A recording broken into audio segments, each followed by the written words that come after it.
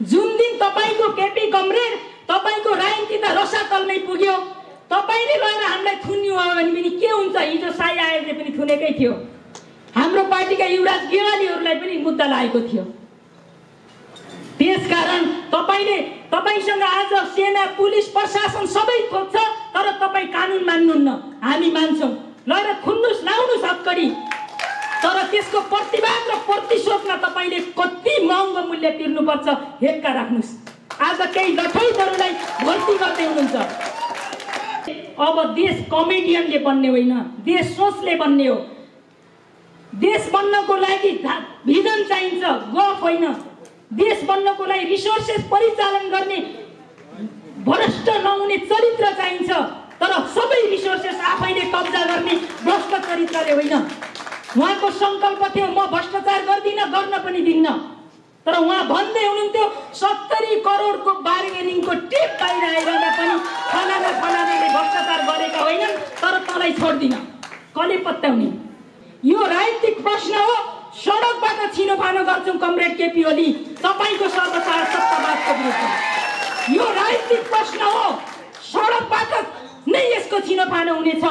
यो कानुनी प्रश्न हो, त्यसकारण यो अदालतबाट पनि यसको छिनोफानो हुनेछ र यो संवैधानिक प्रश्न होइन। माननीय श्रीमान चोलेन्द्र शमशेरहरूले पनि कान खोलेर सुनुन् कि यो संवैधानिक प्रश्न होइन। संसद विघटन गरेको संवैधानिक प्रश्न त के हो? संविधानको कुनै धारामा व्याख्या गर्ने सन्दर्भमा आयो भने, विवाद आयो भने त्यो संवैधानिक प्रश्न हो। प्रदेश, सङ्घ या स्थानीयको बीचको टेरिटोरियल विवाद संवैधानिक प्रश्न हो।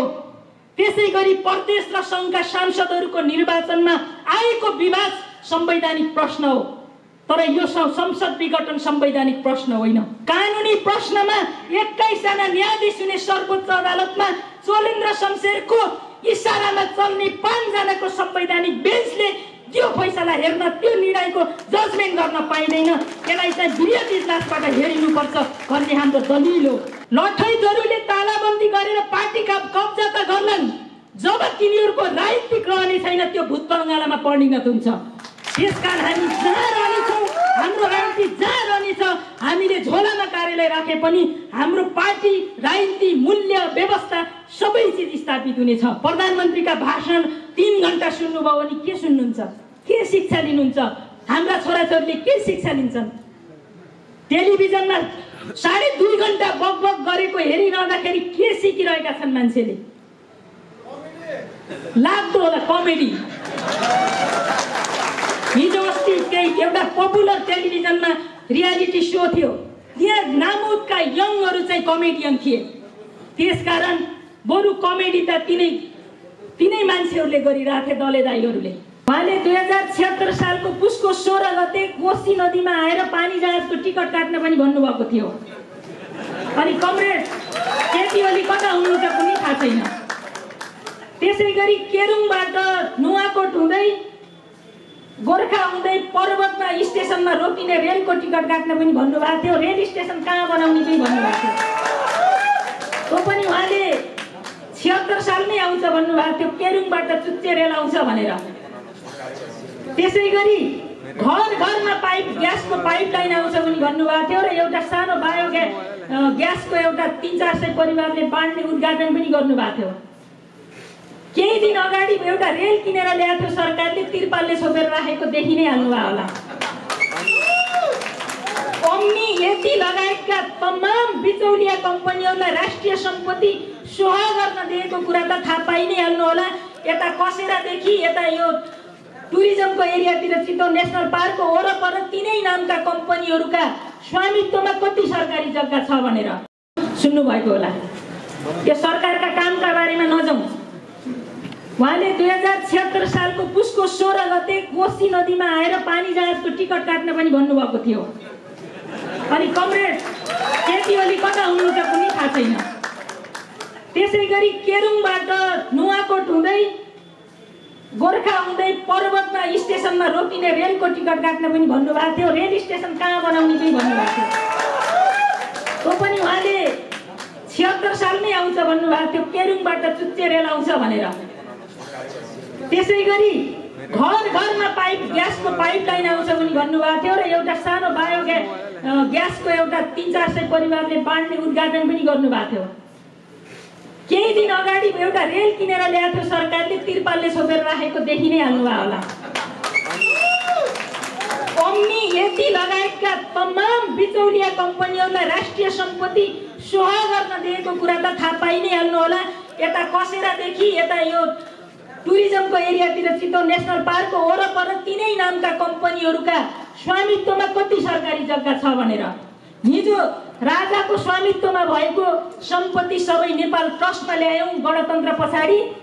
कानुनमा उहाँहरूले आवश्यक संशोधन गरेर, आवश्यक संशोधन भनेको चाहिने जस्तो गरी ठुलो नेपालको नयाँ संविधान अनुकूल गर्ने केही नेपाल ऐन संशोधन गर्न भनेर बनेका विधेयकहरू करिब 300-400 कानुन एकैचोटि आएका थिए। अब यहाँ सांसदहरू पनि हुनुहुन्छ, कानुन कसरी बन्छ भन्ने कुराको कहानी अर्कै छ। 300-400 एउटा फरक कानुनका ठेलीभित्र हालेर सानसाना फलानु कानुनको फलानु दफाको यति उपदफा हटाउने, नयाँ दफा थप्ने भनेर ल्याएको हुन्छ र एउटा संशोधनभित्र करिब 150 वटा कानुन हुन्छन् र त्यो कम्पाइल गरेको कानुन पढेर संशोधन हाल्न सम्भवै हुँदैन। त्यही कारण त्यसभित्र उहाँले कतिवटा ओम्नी यति लगायतका बिचौलियाहरूलाई अनुकूल हुने कुरा गर्नुभयो। हुँदा अहिले एफटीआईको नाममा कृषिमा पनि ल्याउने कुरा गर्नुभएको छ र विश्वविद्यालयमा पनि ड्रिम युनिभर्सिटी चाहिँ विदेशी पैसा ल्याएर युनिभर्सिटी चलाएर नाफा कमाउनको लागि उहाँले चाहिँ त्यो काम गर्दै हुनुहुन्छ र अहिले केही हिजोका नामुल शिक्षाका माफियाहरू यो काममा लागिरहेका थिए। अब अध्यादेशबाट ल्याउन झन् सजिलो होला संसद नभएपछि। संविधानमा भन्छौँ समाजवादको बाटो, समाजवादमा जाने हो भने आधारभूत हिसाबले शिक्षा र स्वास्थ्यमा राज्यले रोजगारी लगानी बढाउने र शिक्षा र स्वास्थ्य नागरिकको अनिवार्य दायित्व राज्यले बोक्ने भन्ने एउटा आधारभूत शर्त हो समाजवादमा जाने।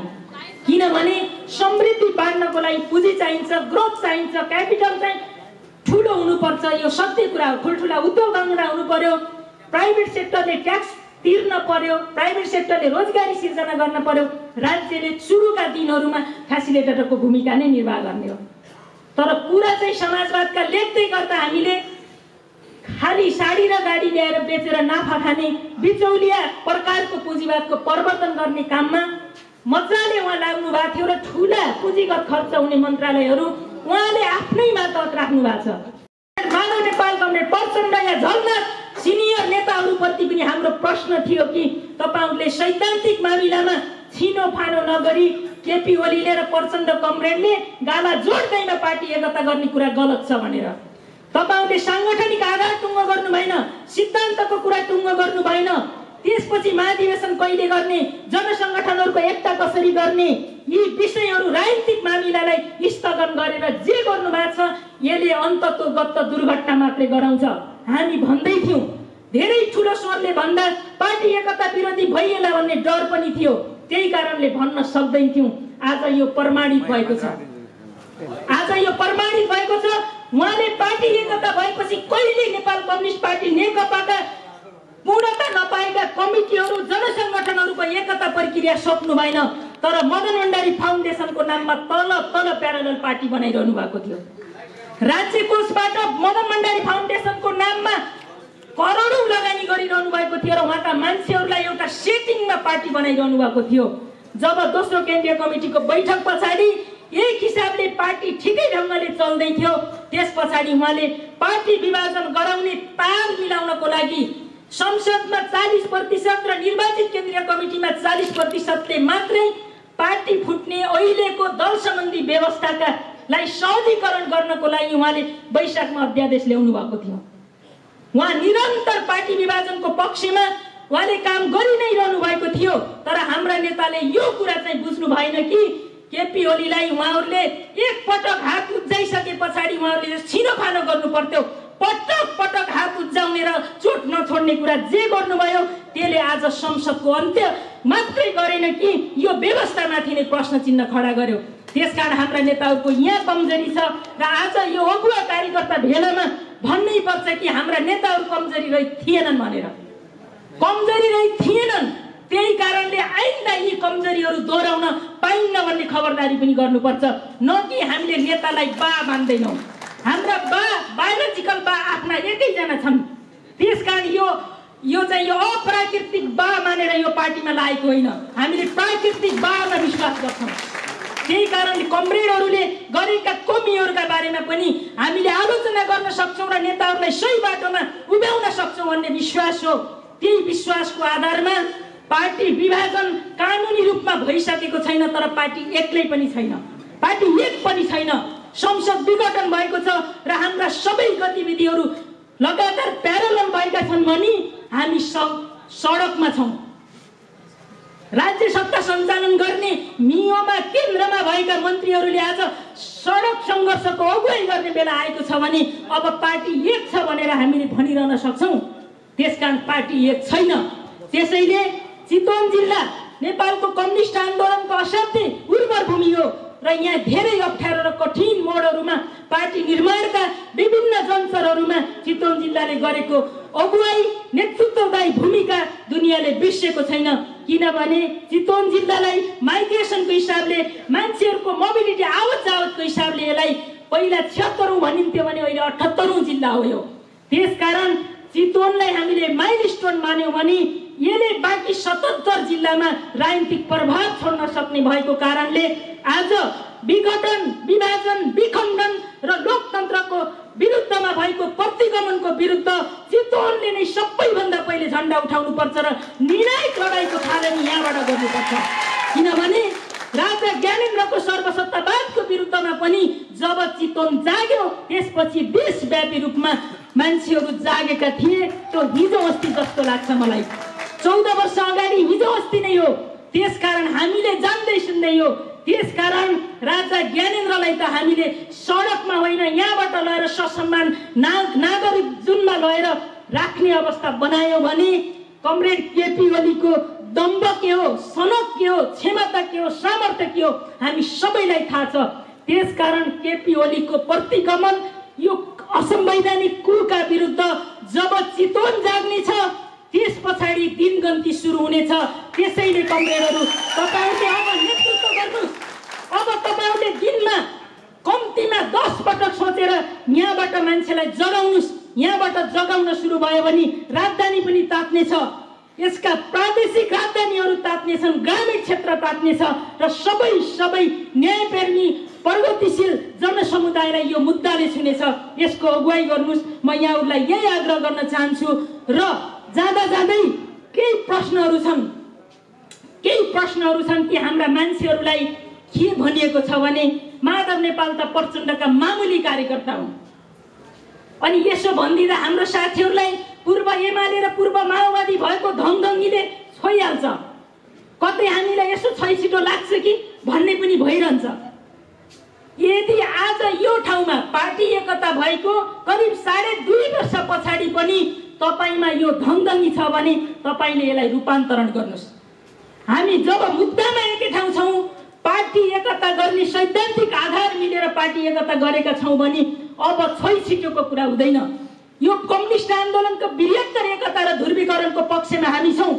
अरू बाँकी जे गर्दैछन् कम्युनिस्ट आन्दोलन विरोधी गतिविधि गर्दैछन् भने अब कसैले भन्यो भन्ने कुराका पछाडि लाएर हाम्रा साथीहरूले चित्त दुखाउने अनि भन्दै हुनुहुन्छ कि यो पार्टीको आधिकारिकता कहाँ आउँछ, चिन्ह कहाँ आउँछ, त्यसपछि लागौँला नि।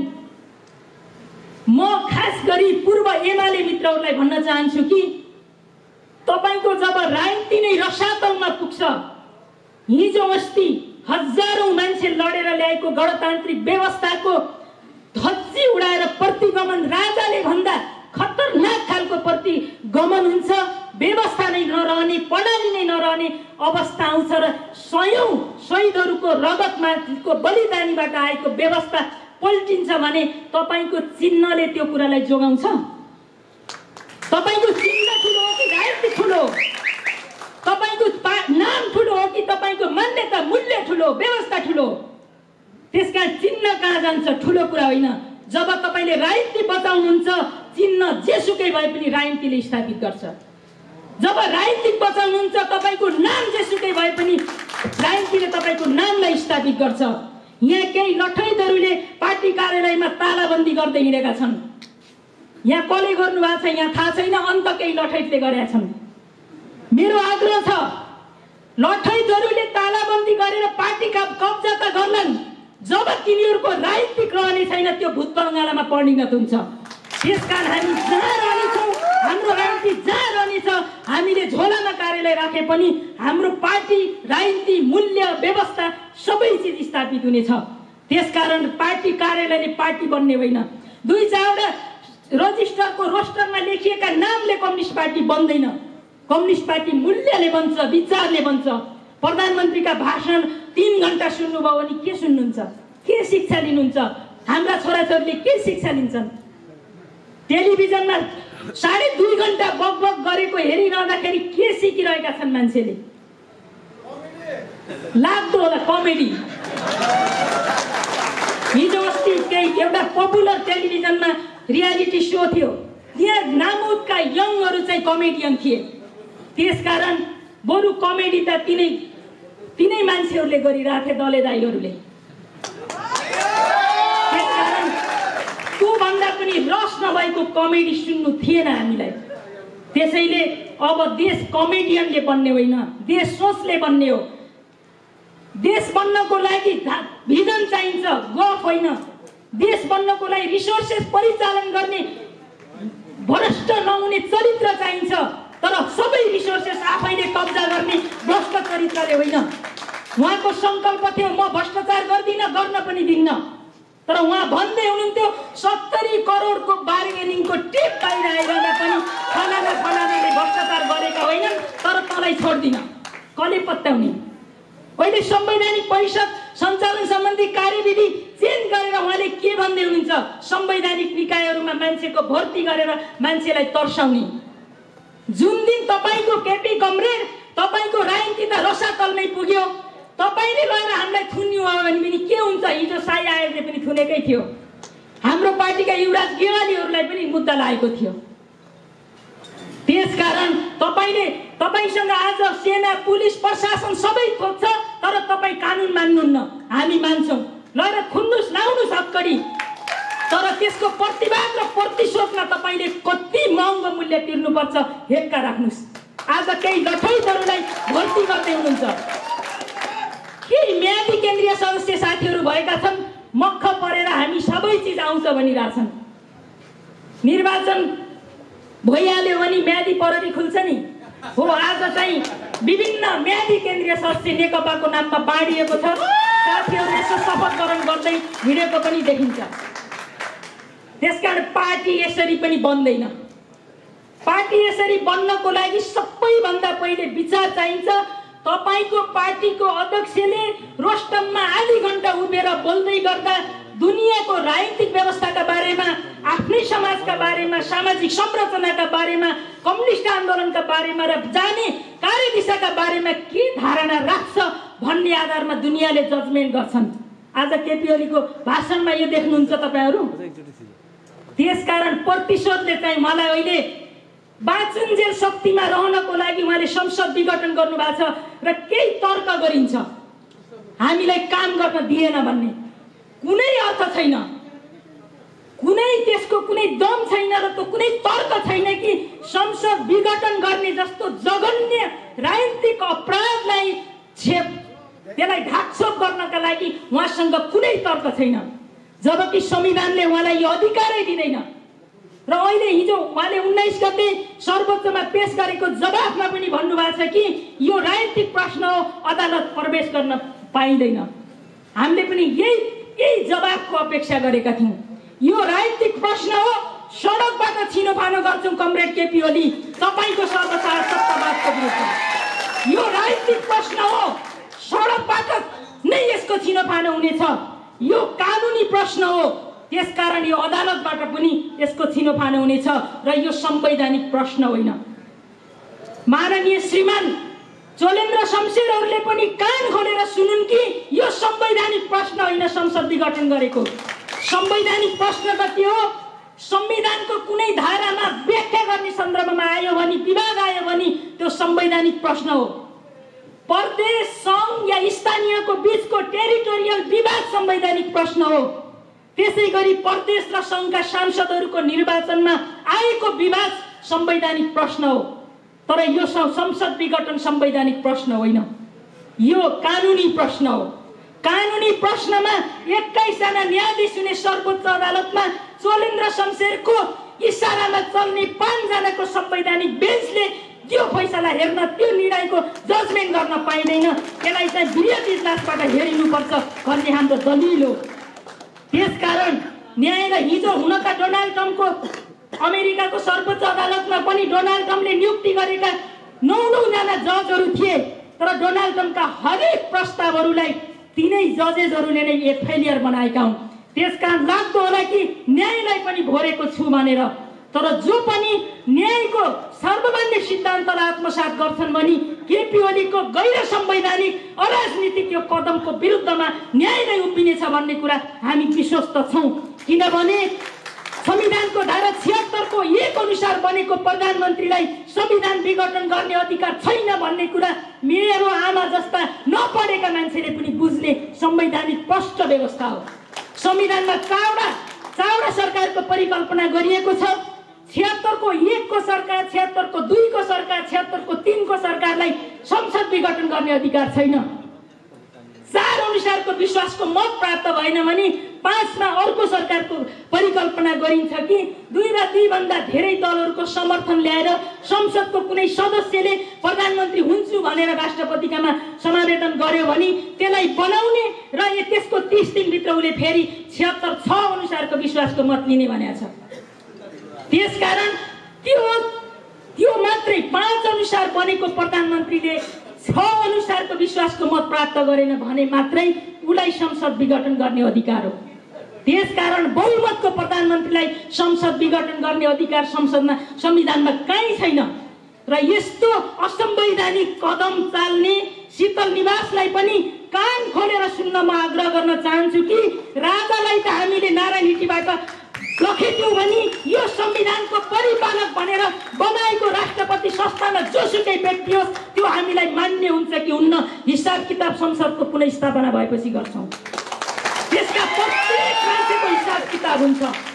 यदि संसदको पुनर्स्थापना सजिलो बाटो हो, कानुनी प्रश्नको निवारण गरेर होस्, केपी ओलीले भने जस्तै यो राजनीतिक प्रश्न हो भने यसको छिनोफानो यही तल हुनेछ, यो सडकबाट हुनेछ।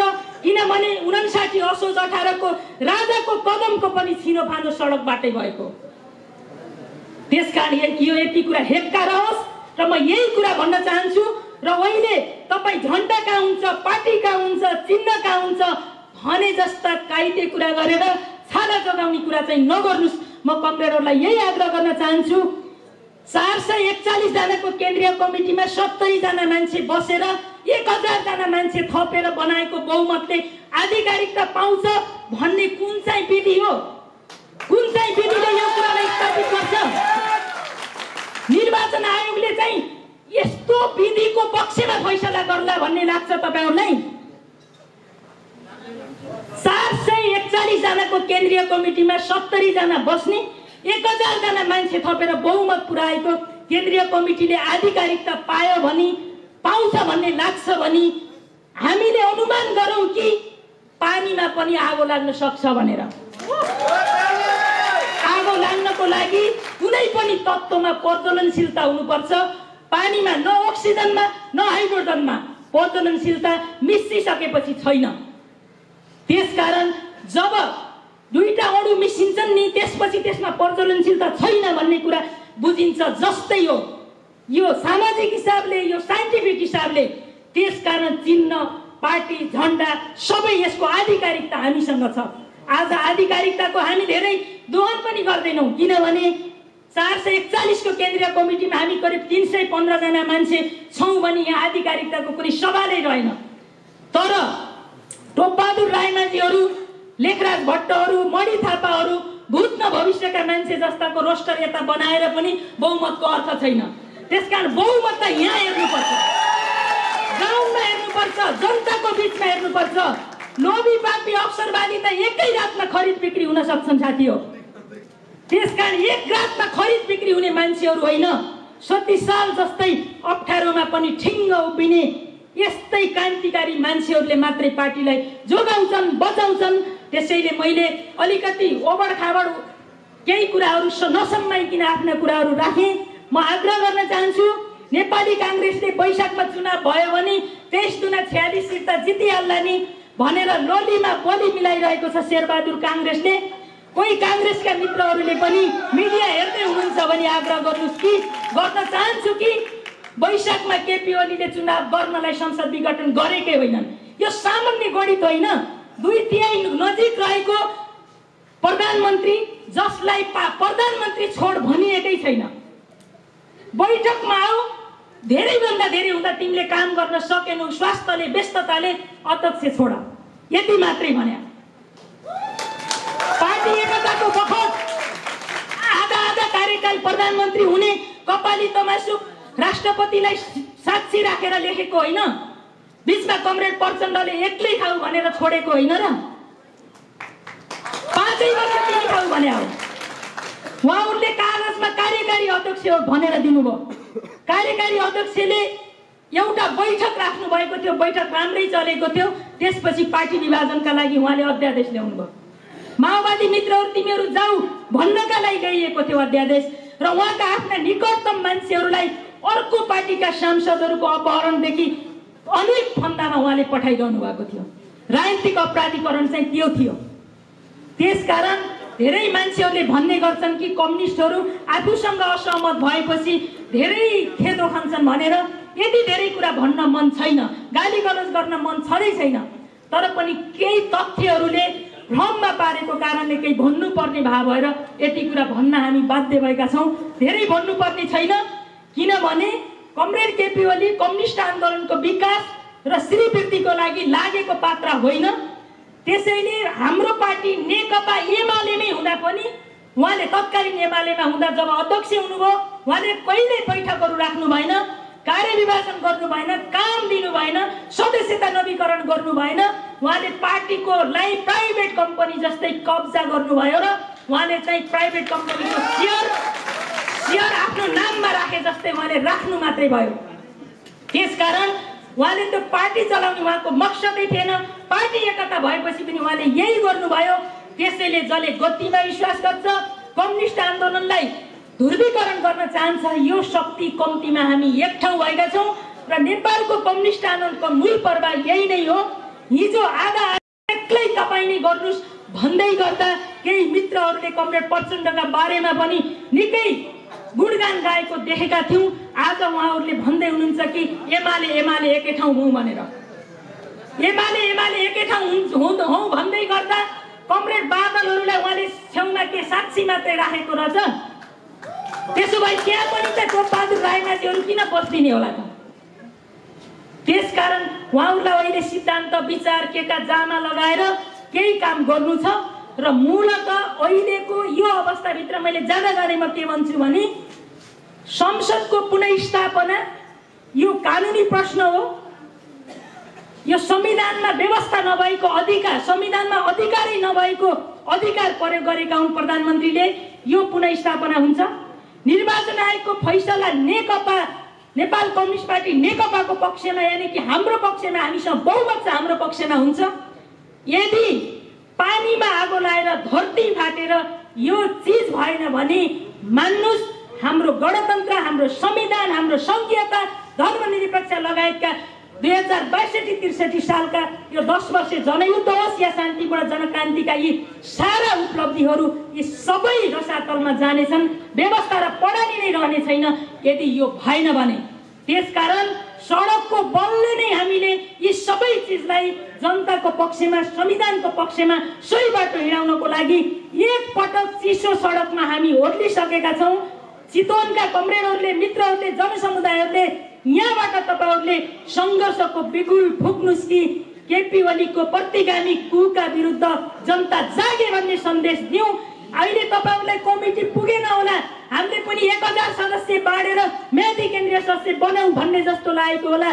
कुनै पदले, फुलीले, वर्दीले न मान्छे नेता हुन्छ, न व्यवस्था रहन्छ, न सङ्घर्ष नै सञ्चालन हुन्छ। त्यसकारण यो सबै हुनको लागि मान्छेमा सबैभन्दा पहिले सोच चाहिन्छ, विचार चाहिन्छ, संकल्प चाहिन्छ, योजना चाहिन्छ। त्यसले मात्रै हामीलाई सही बाटोमा लान्छ। त्यसैले यो आन्दोलनलाई सही ढङ्गले, यो सङ्घर्षलाई सही ढङ्गले सञ्चालन गर्नको लागि चितवनले अगुवाई गरोस्।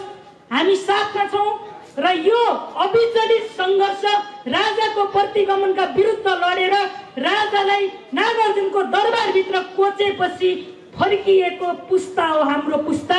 त्यसकारण केपी ओली र विद्या भण्डारीको सर्वसत्तावाद र प्रतिगमनलाई सडकमा ल्याएर नपछाडिकन चाहिँ हामी फर्किने छैनौँ, थाक्ने छैनौँ, हामी गल्ने छैनौँ, हामी ढल्ने छैनौँ। यही सङ्कल्प गरेर अगाडि बढ्नुहोस्। म सबै साथीहरूलाई, कमरेडहरूलाई यही कुराको आग्रह र अनुरोध गर्दै बिदा हुन चाहन्छु। धन्यवाद। लाल सलाम।